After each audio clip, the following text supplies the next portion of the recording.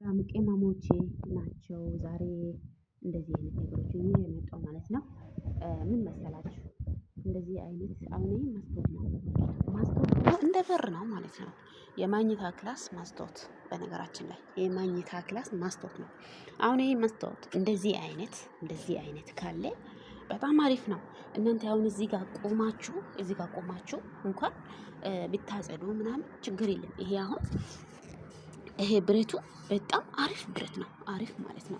ትጠነቀቃላችሁ፣ አትፈሩም ምንም ነገር እና በጣም እኔ የወደድኩኝ እንደዚህ አይነት ማስታወት ስታጸዳም፣ እኔ አሁን ማስታወት በጣም የማጸዳው አሁን ዝናብ ሰዓት፣ በክረምት ሰዓት በጣም ማስታወቱ እንዴት አባቱ እንደሚቆሽሽ ማለት ነው። እና አሁን እንደዚህ አይነት ብረት ያለው በጣም አሪፍ ነው እንደው ማለት ነው።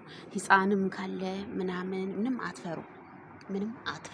ለምን ማስታወቱ ላይ ይሄ ብረት ስላለ አትፈሩም ማለት ነው።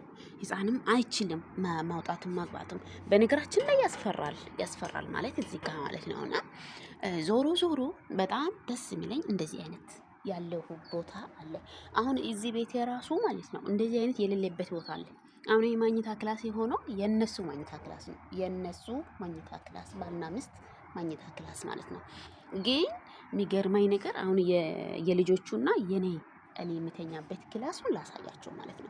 ዋናው እነሱ ማድረግ ያለባቸው የምንድን መሰላችሁ? የልጆቹ ነበረ እንደዚህ ብረት ማስገባት የነበሩ፣ ግን የልጆቹ ብረት አላስገቡም። የልጆቹ ብረት የለም ምንም ነገር። አሁን እስኪ እዩልኝ እስኪ።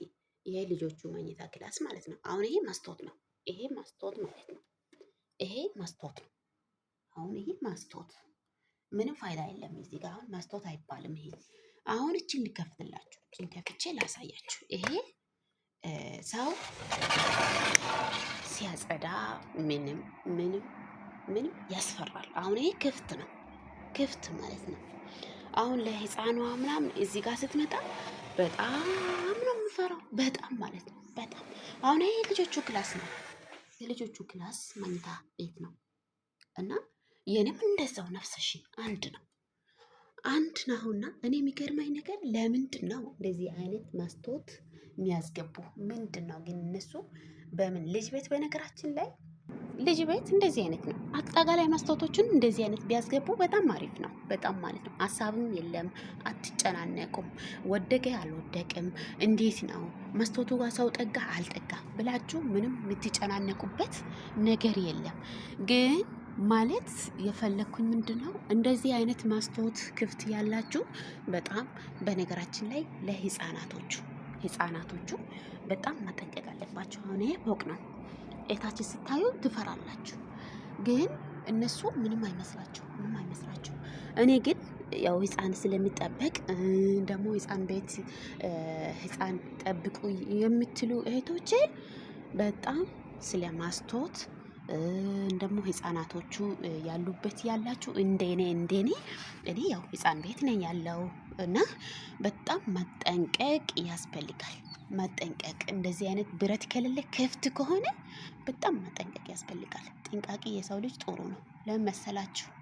ህፃን ያለሁበት ቤት ያው መስታወቱን ብትዘጉ አንዳንዶቹ አሁን 4-5 አሁን እኔ ልጅ 4-5 ዓመት ሆናለች እና በጣም ፈራታለሁ። በጣም ብቻው ክላሷ ስትገባ ብቻው ገብታ በር ምናምን ስትዘጋ በጣም ፈርቼ ነው ሩጬ የሚገባው ከኋላዋ ማለት ነው። ለምን ካላችሁ ያስፈራል። የሰው ቤት ደግሞ ያላችሁ ሁላችሁም እግዚአብሔር በሰላም እንዳመጣችሁ በሰላም ወደ ሀገራችሁ እስከምትገቡ ድረስ ስራችሁን ስትሰሩ፣ የተኛው ስራ ስትሰሩ በጥንቃቄ ማለት ነው። የተኛው ስራም ስሩ፣ ጥንቃቄ ያስፈልጋል። ለምን ካላችሁ በነገራችን ላይ እነሱ ሰዎቹ የዚህ ሀገር ሰዎቹ የሌላ ሀገር ሰዎቹ በልጅ ላይ ቀልድ የላችሁ። በተለይ ምንም ይሁን ምንም በልጆቹ ላይ ቀልድ የሚባል ነገር አያውቁም። እና ልጆቹ በጥንቃቄ ማለት ነው። እኔ እዚህ ጋር ማለት ነው ቤት አጸድቼ ጨርቅ ምናምን እዚህ ጋር አደርጋለሁ። እዚህ ጋር ፀሐይ በጣም ይመጣል እና እዚህ ጋር አደርጋለሁና ጨርቆቹ ጥንቃቄ ላይ ወደ ታች ወደቁና ከዛ በኋላ ሴትዮዋን ይሄ መኪና ማምጫ ነው።